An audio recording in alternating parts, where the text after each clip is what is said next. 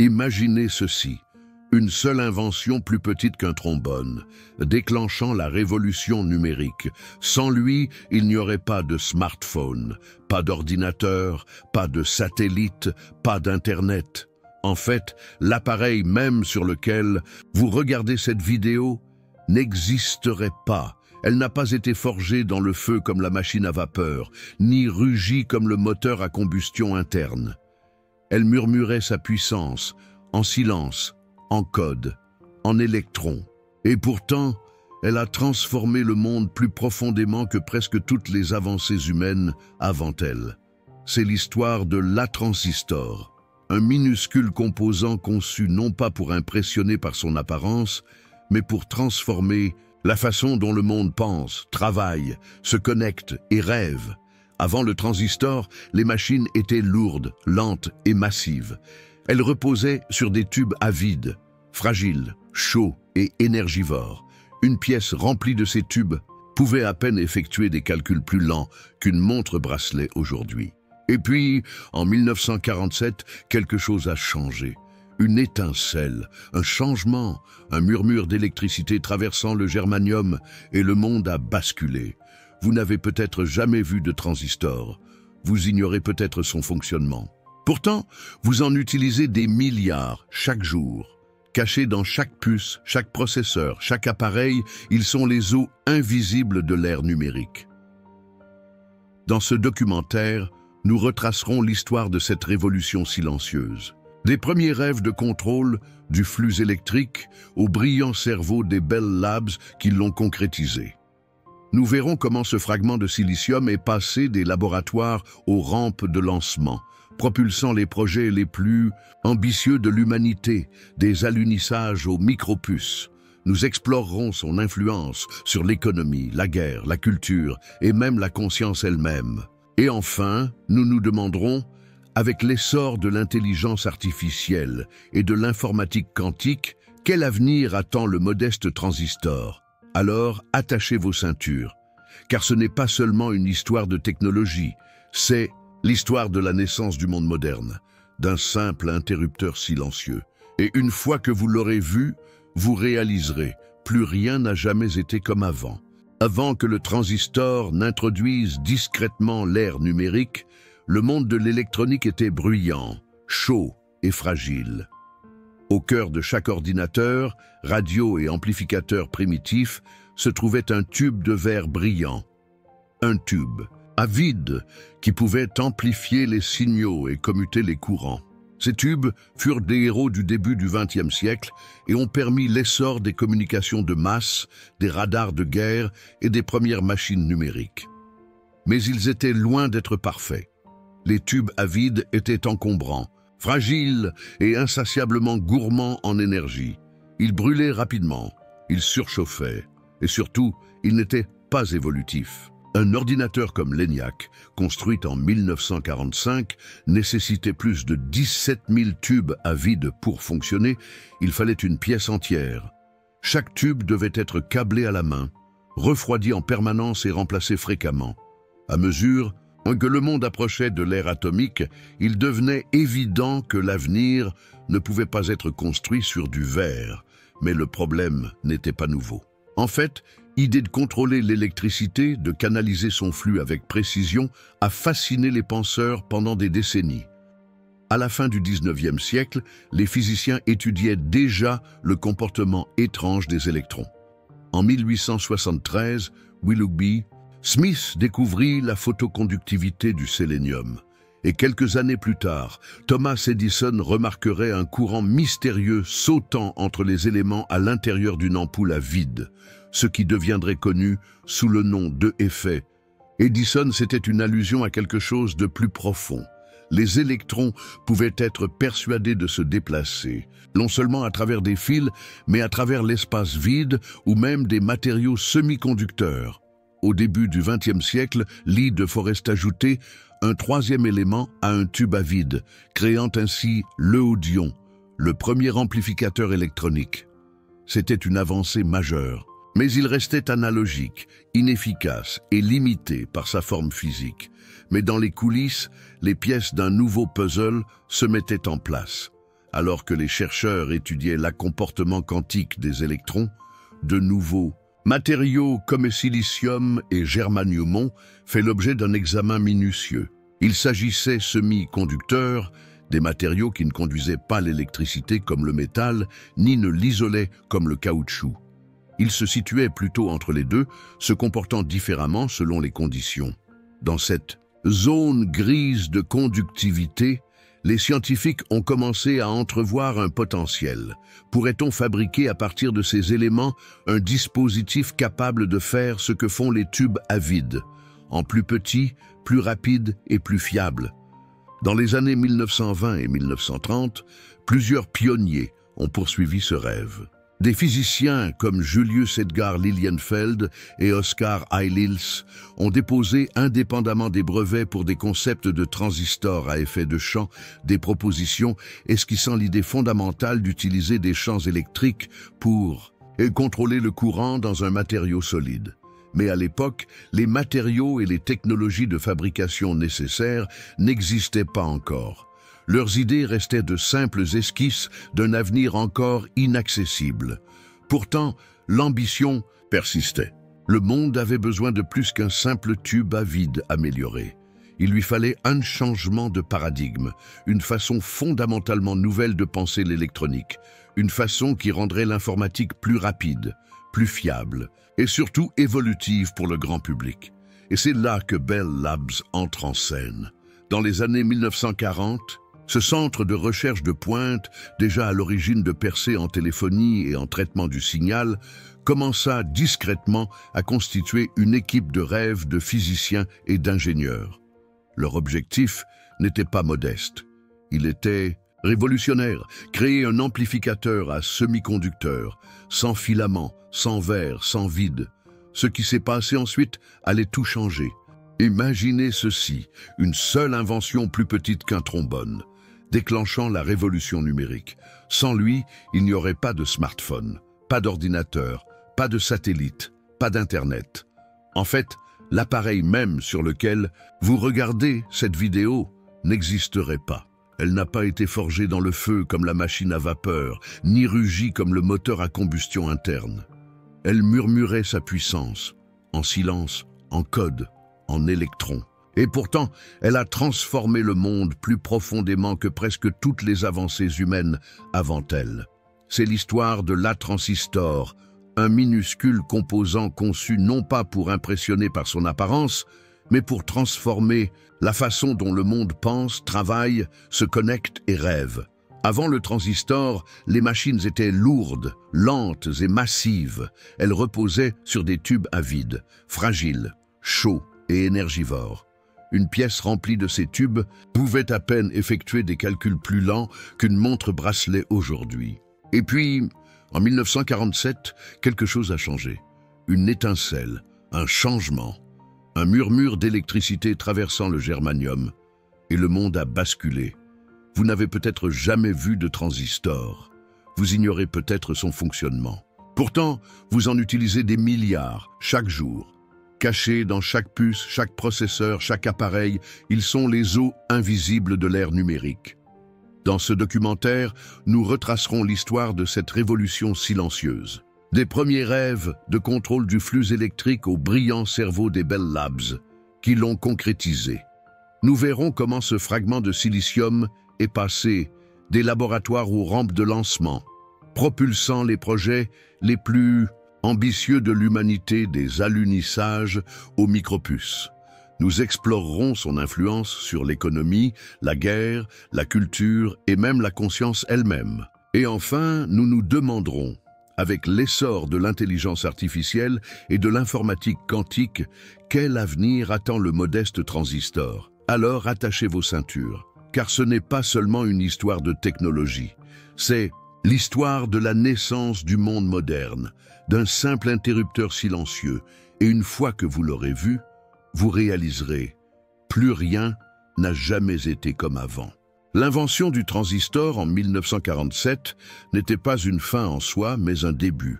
S'ensuivit une transformation radicale qui redéfinit les limites du possible décennie après décennie. des amplificateurs rudimentaires aux processeurs invisibles, intégrés à des milliards d'appareils aujourd'hui. L'histoire du transistor est la feuille de route de l'ère technologique moderne. Au début des années 1950, seule une poignée d'entreprises comprenait réellement ce que pouvait signifier le transistor. Laboratoires Bell, bien que révolutionnaire dans son esprit, était principalement axé sur les télécommunications. Mais d'autres, comme Texas Instruments et RCA, j'ai vu quelque chose de plus. En 1954, Texas Instruments publiait le premier radio à transistor commercial, le Regency TR1. Il était petit, portable et fonctionnait sur batterie, un atout indéniable. Pour les radios à tubes, soudain, la musique est devenue mobile. Les adolescents du boom d'après-guerre portèrent du rock'n'roll dans leurs poches, et le transistor a commencé à s'imposer dans la culture populaire. Cette même année, Gordon Thiel, un ancien scientifique des Bell Labs, travaillant chez TI, a construit le premier transistor au silicium remplaçant le germanium. Le silicium s'est avéré bien supérieur, plus stable thermiquement, plus durable et surtout abondant. Ce changement a jeté les bases d'une industrie entière centrée sur le cœur élémentaire de sable. Mais l'évolution la plus importante ne concernait pas les matériaux, elle concernait échelle. En 1960, Jack Kilby chez Texas Instruments et Robert Noyce chez Fairchild Semiconductor, nous avons développé de manière indépendante le circuit intégré, CI, un concept révolutionnaire qui combinait plusieurs transistors, résistance et condensateur sur une seule puce de silicium. Soudain, au lieu de câbler des transistors à la main, les ingénieurs purent graver des circuits entiers sur une plaquette. Ce fut la naissance de microélectronique, une seule puce pourrait désormais remplacer une pièce remplie d'équipements. Les premiers circuits intégrés de Kilby étaient primitifs, peu fonctionnels, mais le procédé planaire de Noyce permit une production de masse. Fairchild commença à produire des puces capables d'alimenter des systèmes de guidage de missiles, des calculatrices et des ordinateurs primitifs. La course à l'espace imposait un sentiment d'urgence. La NASA avait besoin d'électronique plus petite et plus légère pour ses engins spatiaux, et les circuits intégrés répondaient à ces besoins. À la fin de la décennie, le transistor n'était plus un composant. C'était un élément constitutif de l'intelligence. Alors que les circuits rétrécissaient et que les performances augmentaient, les ingénieurs ont commencé à rêver de quelque chose d'audacieux. Mettre un ordinateur entier sur une seule puce. MAN, 1971, Intel, une société fondée par Robert Noyce et Gordon Moore, a publié le Intel 4004, le premier microprocesseur commercial. Il comportait 2300 transistors, fonctionnait à 740 kHz et pouvait exécuter 92 000 instructions par seconde. Il n'était pas plus puissant qu'une carte de commande de micro-ondes moderne, mais il était révolutionnaire. Les microprocesseurs ont tout changé. Soudain, la puissance de calcul n'était plus confinée aux laboratoires gouvernementaux ou aux bâtiments des entreprises. Elle pouvait être installée sur les bureaux, dans les écoles et même à la maison. Tout au long des années 70, les microprocesseurs alimentaient les calculatrices, les consoles de jeux vidéo, les caisses enregistreuses et les systèmes de contrôle industriels. Et le nombre de transistors par puce. Il a commencé à doubler rapidement, exactement comme Gordon Moore l'avait prédit dans son désormais célèbre ouvrage, La loi de Moore. En 1978, Intel a lancé le PPM-86 processeur, jetant les bases de ce qui allait devenir l'architecture x86, la même architecture qui alimente la plupart des PC à ce jour. Dans les années 1980, le transistor était au centre d'une explosion informatique. IBM, POM, Commodore et Atari tous ont introduit l'ordinateur personnel dans les foyers et les bureaux. L'IBM PC, équipé d'un processeur Intel 8188, est devenu la norme. MS-DOS de Microsoft fonctionnait dessus. Une industrie mondiale a émergé, fabricants de matériel, développeurs de logiciels, fabricants de puces. tous construits sur des couches et des couches de logique à transistors. Mais l'impact ne s'est pas limité à l'informatique. Les transistors ont également alimenté les progrès dans les télécommunications, permettant des appareils mobiles plus petits et moins chers. Dynatac de Motorola, sorti en 1983, était le premier téléphone portable commercial, encombrant et cher, mais un signe avant-coureur de ce qui allait arriver. Le transistor était devenu omniprésent, assis tranquillement au cœur de chaque appareil moderne. À mesure que le monde s'orientait vers l'ère d'Internet, les exigences en matière de puces électroniques se sont intensifiées. Processeurs plus rapides, plus de mémoire, format plus compact. Le nombre de transistors a explosé, passant de millions à des dizaines de millions.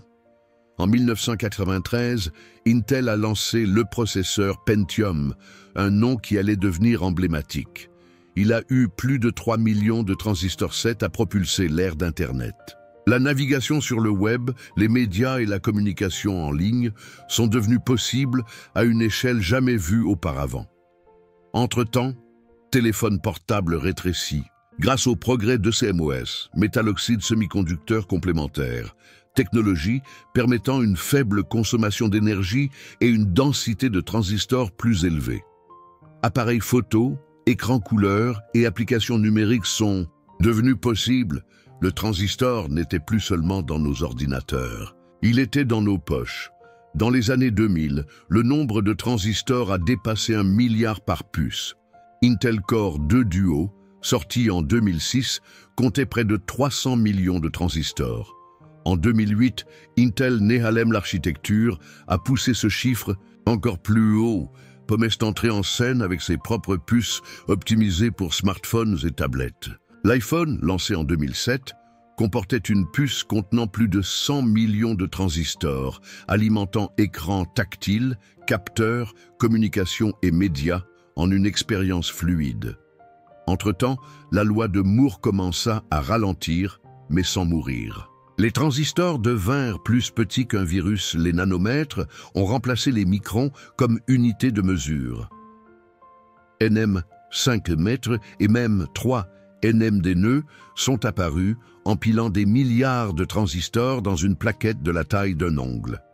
Les limites de la physique étaient testées et les ingénieurs ripostèrent avec architecture multicœur, empilement 3D et fin fait transistors 3D en forme d'ailette pour un meilleur contrôle. La vague suivante ne concernait pas seulement davantage de transistors, mais une utilisation plus intelligente. Le cloud computing exigeait des puces optimisées pour traitement parallèle. Les unités de traitement graphique, GPU, autrefois destinées au rendu d'images, sont devenues essentielles à l'intelligence artificielle. NVIDIA, DMLA, et plus tard TPU, Tensor Processing Unit, de Google utilisaient des milliards de transistors pour simuler l'apprentissage et le raisonnement humain. L'informatique de pointe a émergé. Montres connectées, objets connectés, voitures autonomes, tous nécessitant des puces haute performance dans des environnements basse consommation.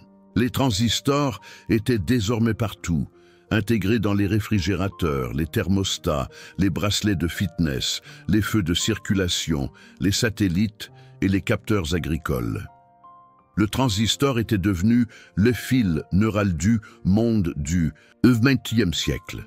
Alors que nous entrons dans les années 2020, le développement des transistors se poursuit, mais avec de nouveaux défis. La mise à l'échelle traditionnelle approche des limites atomiques. Un transistor de 3 nanomètres et tout juste 12 atomes de silicium de large au-delà de cela, les effets quantiques perturbent la fonctionnalité. Les électrons forment un tunnel à travers les barrières. La chaleur devient difficile à gérer.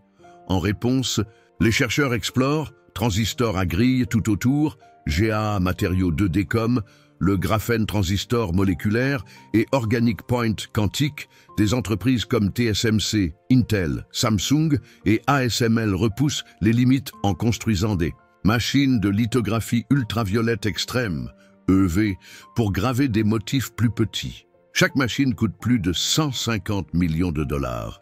et seules quelques-unes existent dans le monde. Mais la marche continue. L'intelligence artificielle s'entraîne désormais sur puce avec plus de 100 milliards de transistors. NVIDIA H100, la puce d'IA, lancée en 2022, utilise un nombre impressionnant de cœurs pour former de grands modèles linguistiques, simuler le repliement des protéines et alimenter des systèmes autonomes. Les transistors ne permettent plus seulement le calcul, mais aussi la cognition. Et maintenant, alors que nous examinons l'avenir de l'informatique neuromorphique, processeurs biocompatibles et puces quantiques, une chose devient claire. Le voyage qui a commencé avec un cristal de germanium à contact ponctuel en 1947 a évolué vers une symphonie technologique, jouant silencieusement derrière chaque instant de la vie moderne, 1 milliard de fois. À l'aube de la fin du XXe siècle, le transistor était déjà ancré dans les fondements de l'industrie moderne. Mais c'est à la fin des années 1990 et au début des années 2000 qu'il a véritablement pris son essor, a explosé dans le courant, dominant, transformant non seulement les machines, mais aussi les personnes, le catalyseur clé. La miniaturisation rencontre l'accessibilité. Les transistors étaient devenus si petits, si bon marché et si fiables qu'ils pouvaient être intégrés partout et ils l'étaient. Regardez autour de vous. Dans votre smartphone, il y a des milliards de transistors. Dans votre télévision, votre réfrigérateur, votre thermostat, votre voiture, votre machine à laver, des centaines de millions d'autres. Votre montre, vos écouteurs, même votre sonnette, tout cela bourdonne silencieusement avec une logique pilotée par transistors. Il ne s'agissait pas seulement d'un changement technologique, c'était une éveil culturel. La montée de l'informatique personnelle, elle, a permis aux particuliers, et pas seulement aux entreprises ou aux universités, d'accéder à de puissants outils numériques. Les traitements de texte ont remplacé les machines à écrire, les tableurs ont remplacé les registres. Le courrier électronique a remplacé le courrier postal. Et derrière chaque transformation, il y avait du silicium, une mer de transistors orchestrant le tout.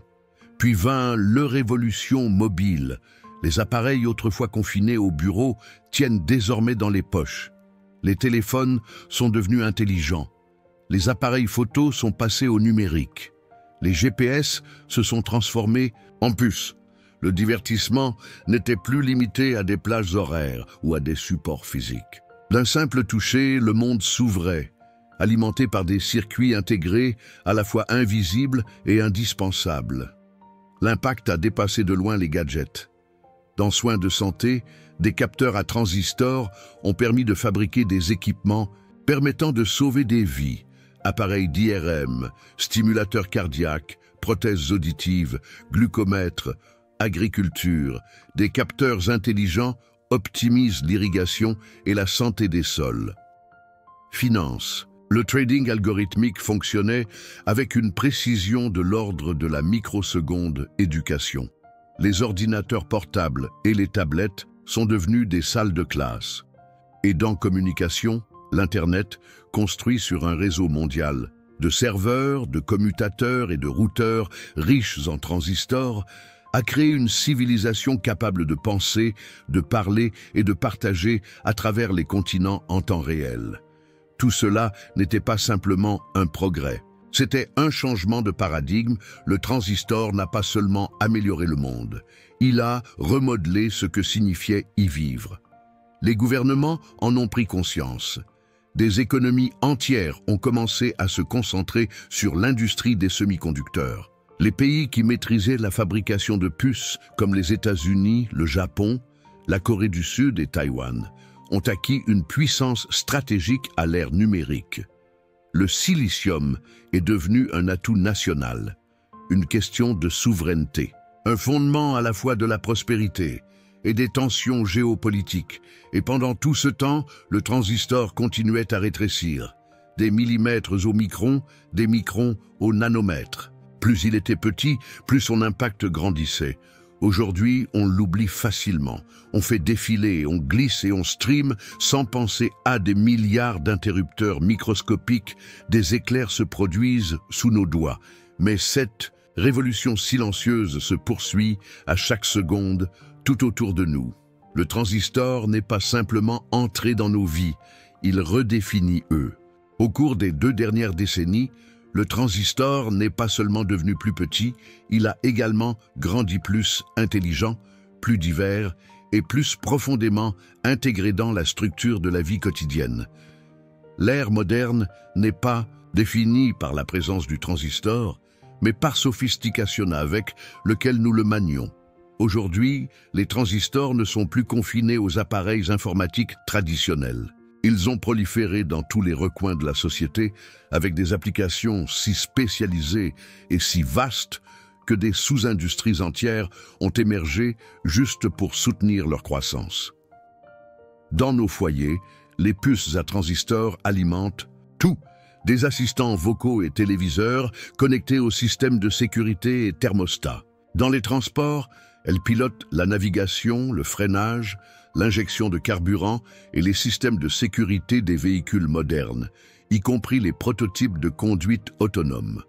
En médecine, elles pilotent les équipements d'imagerie, portables, les capteurs implantables, les outils chirurgicaux robotisés et les diagnostics personnalisés. Et dans l'industrie, elles pilotent en temps réel les usines, les drones, les systèmes logistiques, et le contrôle qualité piloté par l'IA.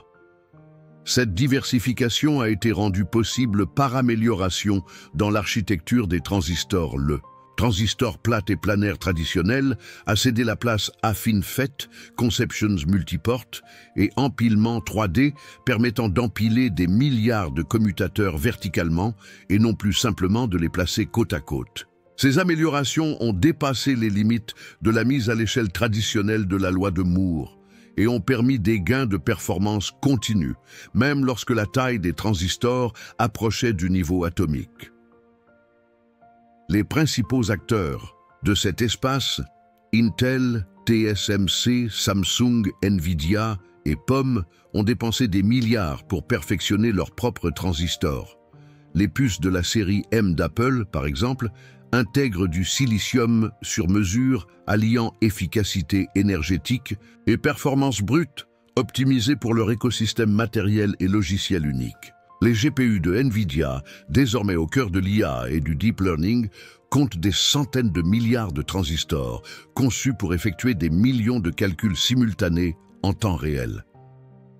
Pendant ce temps, les processeurs grand public sont passés de systèmes à 4 ou 64 cœurs, et les smartphones rivalisent désormais avec la capacité de calcul des premiers superordinateurs, grâce à l'évolution incessante de la logique des transistors. Mais les progrès ne se font pas sans inquiétude. À mesure que les puces deviennent plus complexes, fabrication est devenue plus coûteux, plus énergivore et plus sensible géopolitiquement. La dépendance du monde à une poignée de fonderies de semi-conducteurs de pointe, notamment TSMC à Taïwan, a suscité des craintes quant à la fragilité de la chaîne d'approvisionnement, pénurie de puces. La période 2020-2022 a révélé à quel point les économies modernes dépendent de la disponibilité des transistors. Sans eux, les voitures restaient inachevées. Les téléphones n'étaient pas commercialisés et des industries entières étaient à l'arrêt. Il y a aussi débats environnementaux et éthiques, l'énergie nécessaire à la production et au fonctionnement.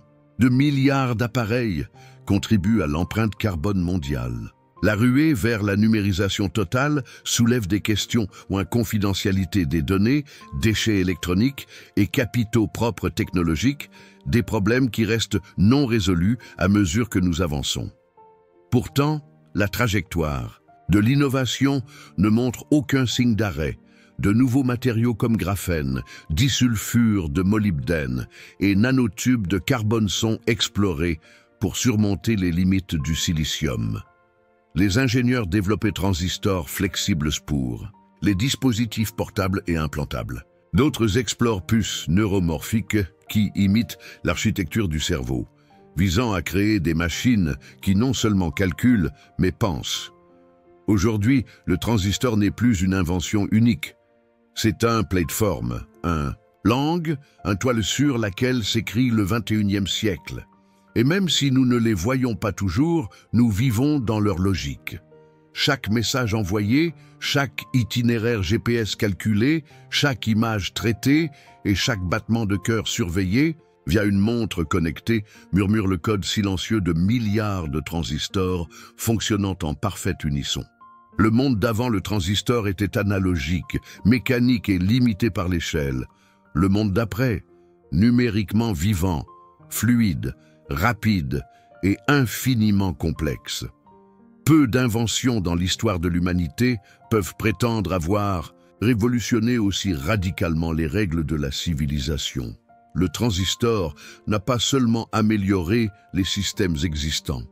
Il repensait le tissu de la vie moderne, elle a donné naissance à l'informatique, permis l'exploration spatiale, propulsé Internet et rendu possible les milliards de conversations numériques qui résonnent chaque jour à travers le monde. Elle a transformé le monde des affaires, la science, l'éducation, la guerre, la médecine et le divertissement, souvent simultanément. Avant l'invention du transistor, les ordinateurs remplissaient les salles et tombaient souvent en panne. Après, ils tenaient dans la paume de la main et surpassaient la cognition humaine. Auparavant, la communication était lente, câblée et limitée par des infrastructures limitées. Après, elle est devenue mondiale, sans fil et immédiate. Ce minuscule interrupteur, plus petit qu'un grain de poussière, a déclenché une cascade d'innovations. Le circuit intégré, le microprocesseur, le ordinateur personnel, le smartphone, le nuage et maintenant, intelligence artificielle, chacun de ces sauts se trouve à l'arrière du transistor. Sans lui, aucun n'existerait. Elle a également démocratisé le savoir. Grâce à des appareils alimentés par des transistors, chacun pouvait apprendre, parler, enregistrer, publier ou créer, quelle que soit son origine et son lieu de résidence. Elle n'a pas seulement transformé les outils que nous utilisons, elle a transformé la structure d'opportunité elle-même. Mais peut-être que le plus grand héritage du transistor ne réside pas dans ce qu'il fait, mais dans ce qu'il symbolise. Cela représente un moment de l'histoire où la curiosité humaine a rencontré la science des matériaux, lorsque la persévérance a rencontré la possibilité, et lorsque 3 chercheurs dans un laboratoire silencieux ont ouvert une porte vers l'avenir, une porte que personne n'a pu fermer depuis. De 1947 à aujourd'hui, le transistor s'est multiplié par milliers de milliards, et pourtant, il porte en lui l'ADN de cette étincelle originelle.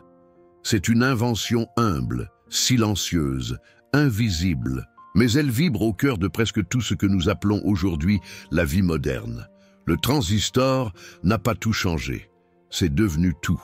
Si les 7 dernières décennies d'évolution des transistors nous ont appris quelque chose, c'est ceci: le voyage est loin d'être terminé.